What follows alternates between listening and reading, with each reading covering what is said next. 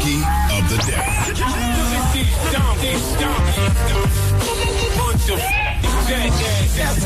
For the donkey of the day. That's pretty funny. Charlamagne the devil. The Breakfast Club. Yeah, donkey of the day for Monday, October 28th goes to a light-skinned man with dark-skinned tendencies.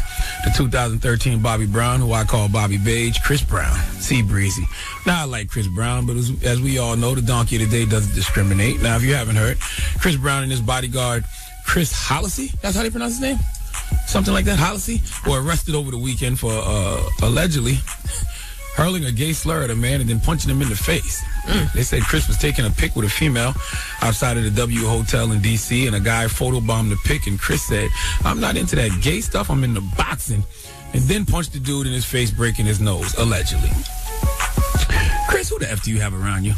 Even if Chris can't control his behavior, somebody has to be around to control Chris. Y'all know people already think he's an aggressive beige creature ready to unleash his waffle-colored wrath on any and everybody. So if you see anything that may result in potential conflict, you have to get Chris out of that situation immediately. And Chris is 24 now. He's a grown-ass man. All that, he's young, he's going to make mistakes, that don't fly anymore. He has to be held responsible for his actions. And if this went down the way they're saying it went down, Chris, you got nobody to blame but yourself. You have to know when to walk away from situations, especially being that you're on probation.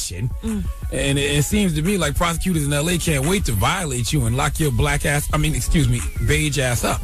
Now, does anybody remember on September 27th when Chris Brown tweeted to Kanye West after paparazzi came to Kanye's home? Chris tweeted, hire some security or some street N-words to take care of the BS so you're not explaining yourself.